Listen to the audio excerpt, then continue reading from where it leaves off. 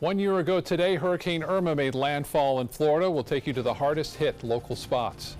After a few weeks of relief, red tide back on some area beaches where you want to stay clear of to avoid the smell. Your Suncoast News starts now. You're watching ABC7 News at 6. Hello and welcome. I'm Scott Dennis. Jacqueline is on assignment this evening. Thanks so much for joining us. First this evening, continuing coverage of the potentially deadly Hurricane Florence headed toward the east coast of the United States. This is a live look where the hurricane is expected to hit later this week in the Carolinas. Governors in Virginia, North and South Carolina have all declared states of emergency over the past 2 days in anticipation of the storm. Mandatory evacuations have also been ordered for the entire South Carolina coast beginning tomorrow. 800 members of the National Guard have also been activated there. Now, a year ago today, Florida was dealing with Hurricane Irma. It was the first major hurricane to threaten the Suncoast in 13 years. Irma was a Category 4 storm when it hit the Florida Keys. The Suncoast was fortunate in comparison to places like the Keys and where it made its second landfall on Marco Island. But still, the storm left some devastated damage and power outages to residents here.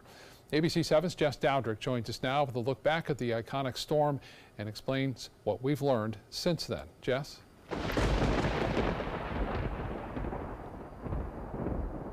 Scott, if Hurricane Irma had shifted just 50 miles in the Gulf before it came ashore, the Suncoast would have seen the eye of it. It was a close call as we prepared for our Category 4 hurricane, but what we got was much more manageable. September 10th, 2017. Thousands of Floridians packed their bags and headed north on I-75, only to be met with traffic jams and fuel shortages. It's scary because you don't know what you're going to come back to if you come back to anything. Gas wasn't the only scarcity. Water was in short supply. Plywood and generators were hard to find. People are in a panic because we have nothing in stock for what they want. Shelters in both counties were jam-packed, and ABC7 had wall-to-wall coverage that thousands streamed from their evacuation sites. This is a monster of a storm which is expanding its wind field right now. The storm came and went, taking down trees and leaving hundreds of thousands of people without power for days, some weeks. A lot of the power outages that happened were because of large trees that had root systems that were softened because of the 2 weeks of rain prior to Irma, and the trees toppled over. It wasn't the storm itself, but the aftermath, specifically the power outages. The Sarasota County Emergency Management Chief Ed McCrane will remember the most about the storm. Before FPL can get to those power lines, they had to go in there with debris companies, cranes, cut their way in before they could even restore the power. So that's what took the majority of the time. Although the county can't prevent power outages from happening, there are a list of other issues that have been resolved since Irma. There are a total of 93 changes being made. About 90% of them are already completed. We created a transportation-dependent program where people can actually either ride a bus from a rally point to an evacuation center or register online to be picked up at their home. We've made all evacuation centers pet-friendly because they showed up at those anyway, so we planned for that now. In Manatee County, they dealt with a lot of first-time experiences during Irma. First time ever we evacuated Manatee Memorial. First time ever we opened 25 shelters. We've maybe opened most 6 at any given time. First time ever that we had that amount of power outage for that amount of time. Like Sarasota, Manatee County has looked into what went right and what went wrong and are in the process of making the necessary changes. Our area is still feeling the financial impact from the storm, with city and county governments waiting for FEMA reimbursements. We'll have that story tonight at 7 o'clock. Scott. All right, thank you so much, Jess. And 1 year later in the city of Venice, the conversation of hurricane shelters or lack thereof has come up once again. The Venice Community Center was upgraded back in 2006 with stronger windows to withstand hurricane force winds. The center also has its own generators, but Sarasota County said the building is still on an island, and if the storm surge exceeded 18 feet, the entire island of Venice would be underwater, including that community center. So instead, leaders came up with a transportation plan. Residents will meet at designated rally points and then taken by bus to shelters across the county. But one of the shortcomings to transporting people to shelters with county buses is once winds hit, and I believe it's 35 miles an hour, they pull the buses off the road. So if you're not to a rally point by time winds hit 35 miles an hour, and that's not even tropical storm force yet, if you're not to that rally point, you'll have no transportation to a shelter. I think we're in we've got in my mind, a very serious problem, because we're not providing the services that our taxpayers are paying for. The county is actively looking for other options for hurricane shelters in the Venice area that could withstand a major hurricane and be on higher ground, like the future Sarasota Memorial Hospital that's supposed to be built next year. To help get you ready for hurricane season, you can visit our website, mysuncoast.com. Under the Weather tab, you'll find a link to our 1-hour hurricane special, Surviving the Storm, and a printable 2018 hurricane guide. And this is the peak day of hurricane season, and there's plenty to talk about. Let's get right to Chief Meteorologist Bob Harrigan with our first alert forecast. Yeah, there's a reason why September 10th is the peak of hurricane season, and you got to look at it. This is a perfect example. We have 4 separate systems, really 5. There's a little low pressure out here, but that's going to head off to the northeast more than likely. But more importantly, Florence is the biggest storm. It's on the minds of many. This is a major dangerous Category 4 hurricane. Winds up to 140 miles an hour. Expected to get stronger too. Well-defined eye. There's multiple vortices inside the center that indicates a strong one. I saw that happen with Hurricane Ivan as it made its way through the Gulf of Mexico in 2004. There it is, 140 mile an hour winds moving to the west-northwest at 13. The pressure at 939 millibars. It's possibly that this could get to a Category 5 tomorrow afternoon. Conditions are favorable for strengthening. It will be very close to that, even so, 155 mile an hour winds, and then it continues on this path. Now, there is some uncertainty after day 3. Right now, it appears that the Carolina coast is the most favored area. However, the GFS kind of keeps it offshore, while the European has shifted a little bit further off to the right, and we'll have to see how things play out. But again, it's going to stick around here for 2 days, so that means catastrophic flooding, likely a storm surge up to 15 feet high, and an expanded wind field with tropical storm force winds more than likely being felt over 150 to 200 miles out from the center. So this is going to be a wide-reaching storm having many different impacts, one of them being heavy rainfall, plus 10 inches. Some models are suggesting over 25 inches of rainfall in some isolated areas, which will cause considerable problems there, obviously. This is Isaac, which is moving off to the west, going to be a Category 1 over the Leeward Islands. A lot of uncertainty with it, too, as far as the future path and movement. Looks like it could move off to the northwest. The UK Met has it missing the northern Leeward Islands. Now, for us, inland storms mainly, showers pushing off to the northeast. That's going to change tomorrow, and there'll be a lot of changes in our forecast this week due to all the different tropical systems that are around. We'll have more on that coming up in a few minutes. Back to you. All right, Bob, thank you. Police have identified a man found murdered in Northport on Saturday. Tyren Kennard was found dead Saturday morning in a remote area near the Charlotte County line. Police found Kennard's vehicle later in Port Charlotte and are now asking for tips. If you have any information that can help investigators in this murder of Kennard, call 429-7323. Sarasota County Sheriff's Office is crossing names off their most wanted list like a bingo board. They posted this picture to social media today, announcing they've caught one of their top 10 most wanted fugitives. Kevin Davis on the bottom right, taken into custody by Manatee County Sheriff's deputies. He was on the run for possession of a weapon by a convicted felon and marijuana possession. Sheriff's Office and Suncoast Technical College are partnering up to offer self-defense classes this fall. Women can sign up for these sessions, 3 of them at a time.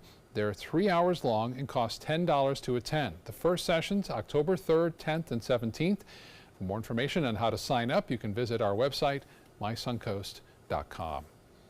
Still ahead on your Suncoast News tonight, where red tide conditions are being seen and felt once again here on the Suncoast.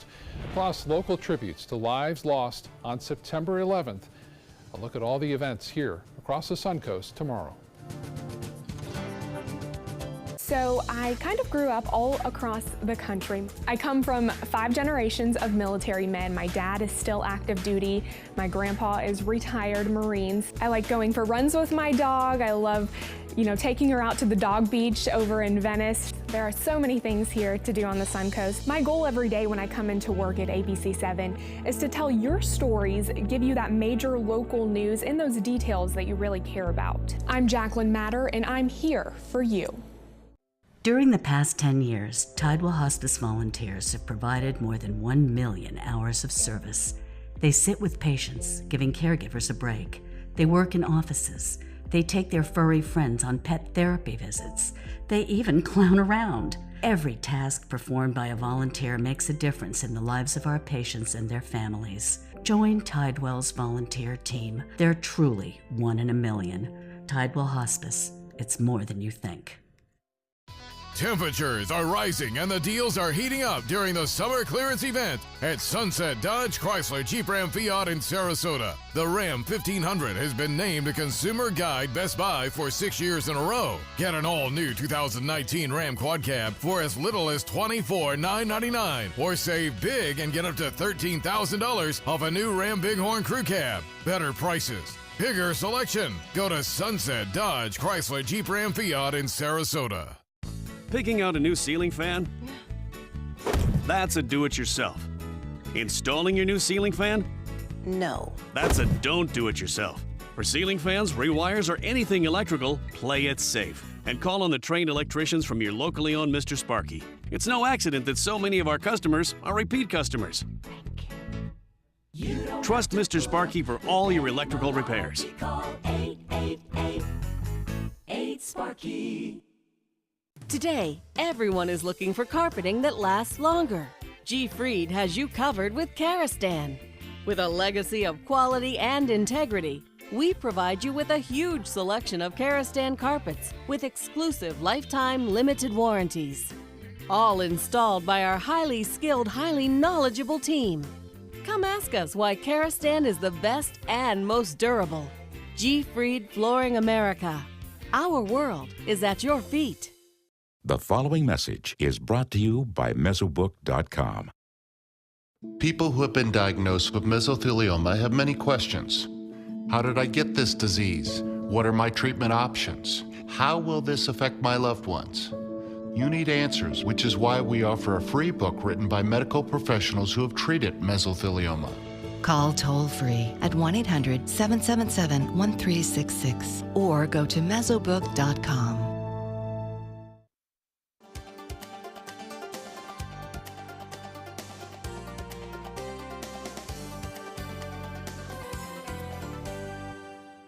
The effects of red tide back on some Suncoast beaches today. We sent reporters to Casperson Beach and Casey Key to see red tide effects firsthand. ABC7's Taylor Torregano has an update on the conditions at Casey Key. Scott, the water here is a murky brown. My eyes are watering, my throat is scratchy, but even with all of these dead fish, the neighbors say this red tide is a lot better than it was just a few weeks ago. This flying fish is a lot luckier than the ones that have no escape from the toxins. That's a catfish. That was a catfish. Hank Tafaro has lived in this home on Casey Key since 1994. He says this algal bloom is among the worst he's seen. Aside from a lot of dead fish on the beach, you come out and cough and sneeze and your eyes water. It's like a bad case of hay fever. Fortunately for Hank, he can stay inside, where he says the air conditioning filters the effects. But Amanda Andrews is a contractor working outside to paint his house and says she'll likely need to wear a mask. As soon as I walk out, I can feel the itching in my throat. Yes, burning. Dead fish line the coast of Casey Key, and Moat says red tide toxins still cover about 120 miles of coastline from Pinellas to northern Collier counties. As of this week, high concentrations only remain in Sarasota, Charlotte, and Lee counties. Itching and burning in the throat, in the eyes, and the coughing. I can definitely tell that the red tide and the toxins are in the air. Sarasota County tells us crews went out to Blind Pass, Minnesota, Venice, North Jetty, Turtle, and Siesta beaches to hand pick up minor fish kills today. But the good news from someone who's been around long enough to experience these effects before. And it too will pass. Now for a look at our current conditions at all of the beaches here in Sarasota County, I put a link on our website. Just visit mysuncoast.com. I'm reporting from Casey Key, Taylor Torregano, ABC7, your Suncoast News. All right, Taylor, thank you so much. Of course, we got that west wind that hasn't been helping at all. Yeah. But we're also talking about that a massive hurricane out there in the Atlantic that it just has that classic look to it of a major hurricane. It does, and it's only going to get bigger too, I think, and stronger over the course of the next 2 days. It's going to go through a series of expanding and contracting, and when that happens, the wind field expands, and it's already doubled in intensity just today. Here's the visible satellite imagery from the GOES 16, really getting a classic look of this hurricane as we, again, watch it. There's multiple vortices inside that. That's this picture was taken every 15 minutes, so you can see quite clearly there's the center. It's got the stadium effect. It's got multiple vortices in there. You can see it. The winds are so strong around that center. I wouldn't be surprised if the reconnaissance aircraft find this to be a Category 5 storm either tonight or throughout the day tomorrow with winds exceeding that 155-mile-an-hour threshold. Right now, it's getting better organized as well. Conditions are favorable for it to strengthen. All depends upon high pressure and how strong it builds over the Great Lakes, moves down into this area and forces this storm off to the west. If that high pressure is weaker, there's a chance it could stay just off the coast here. We'll show you that in a minute. This frontal boundary here is weak. We could use a front, a strong one, to move through and carry this thing off into the Atlantic, but that's not going to happen. This front is fading away. High pressure has been bumped down to our south, giving us that west to southwesterly wind, which favors inland storms, also brings the harmful impacts of red tide on the coast. And you can see some showers off here in the Gulf of Mexico. This kind of situation does tend to some late night showers, so we could see that, but most of the activity inland pushing off toward the east. While the tropics are active, to say the least, we have a tropical disturbance, a 50% chance of this developing. This looks rather ominous, but the conditions are going to move off toward the northwest as high pressure stays over us. This is Florence, this is Isaac, this is Helene, and we could have again a Joyce forming off in the northeast Atlantic, but this is the biggest storm by far that we'll have to keep an eye on for the United States. A well-defined eye, excellent outflow in all quadrants. This is a classic looking major hurricane, 140-mile-an-hour winds. It's moving to the west-northwest at 13, up to near Category 5 tomorrow at 155. As I said, I wouldn't be surprised to see it as a 5. Now, there's a little bit of shear expected here just before it makes landfall, so more than likely it will be a Category 4, possibly Category 3, but we'll see how that plays out. Intensity forecasting, very difficult, especially that far out. And you can see this large bubble here. That means it's going to be somewhere within this region for the course of 2 days, and that means you're going to see excessive amounts of rainfall as all this moisture moves on in, and that means flash flooding. On top of that, it has some very warm water to go over, so there's plenty of fuel for this storm. I mentioned the rainfall, the European forecast model, plus 10 inches. We're talking, as I said, some isolated areas, up to 2 to possibly 3 feet of rainfall. Well, this is Isaac, and this would be a storm to watch, but conditions are not favorable for this to develop in time. In fact, it turns into a tropical storm.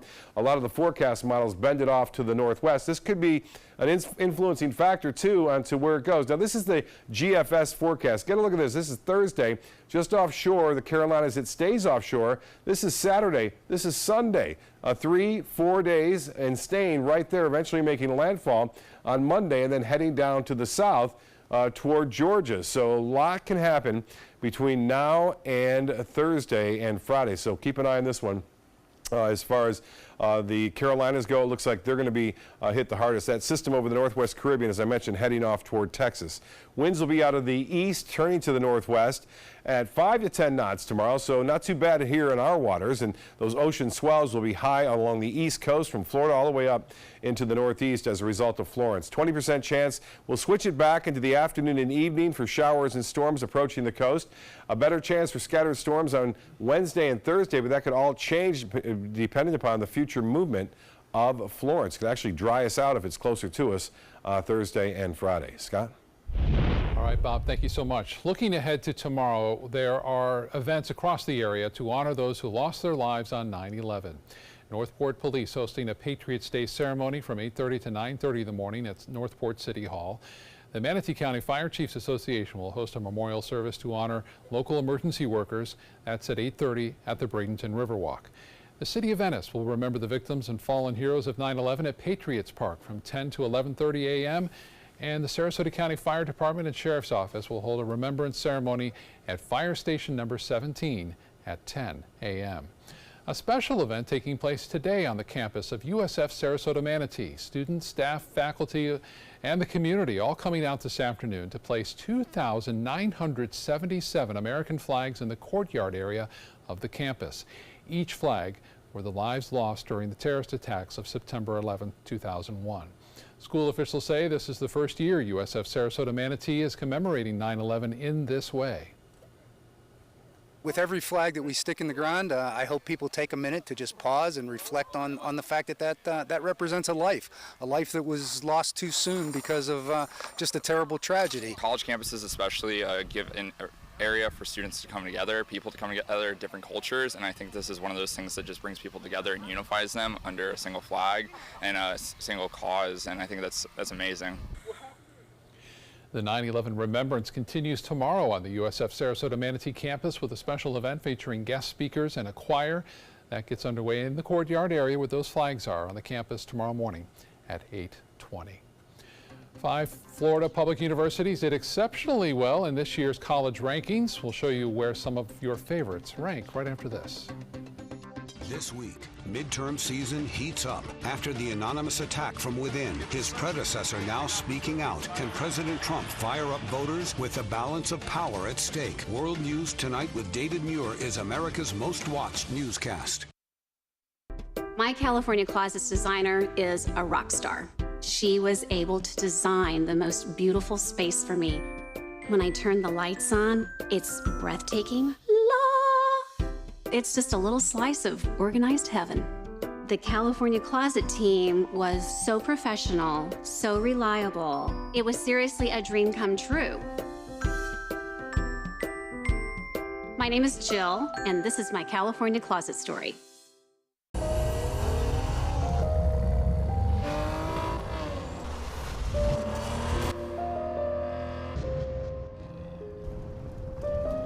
You want a Maserati, but you need an SUV.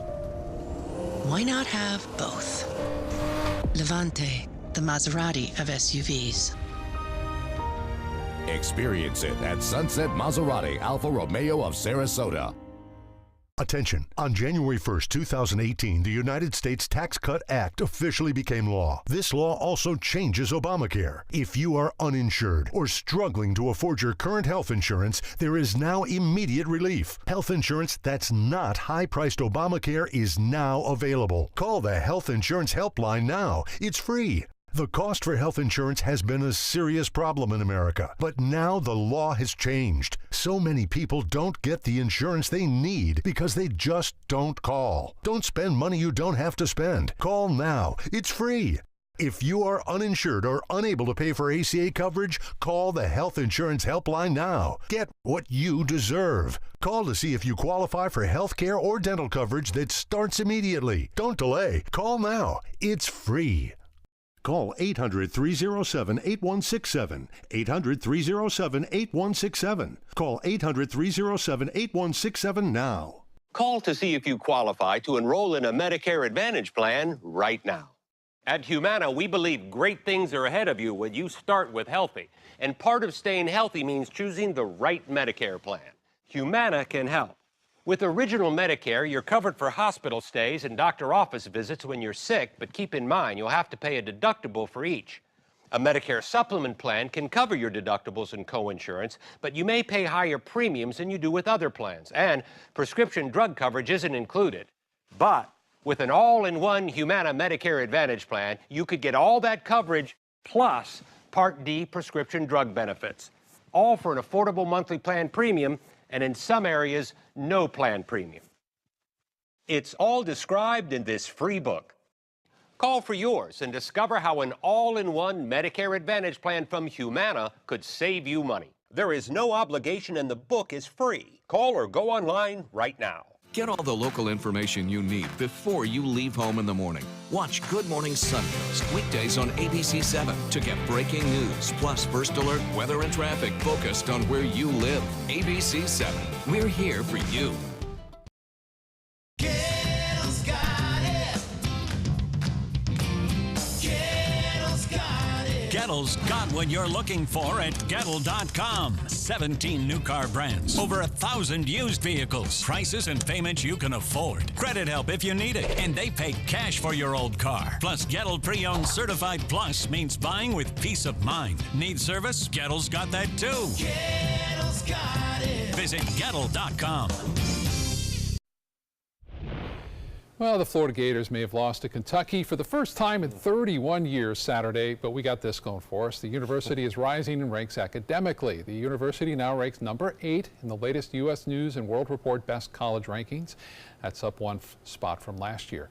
Other Florida schools making some noticeable academic improvements. Florida State jumped up 7 spots to number 26. USF, UCF, and FIU all in the top 100. And New College of Florida here on the Suncoast proved to number 5 on the list of best public liberal arts colleges. So a lot to be proud of. That's right. Yeah. And it's a rare occasion that the Gators lose one weekend and the Kansas Jayhawks won. They beat Central Michigan, I think, or something, or Eastern Michigan. That's good for you, man. It does never happen. I don't think it's ever happened in the history. But we'll keep you updated at 7 o'clock on the history of Irma. That's our next news. Have a good night.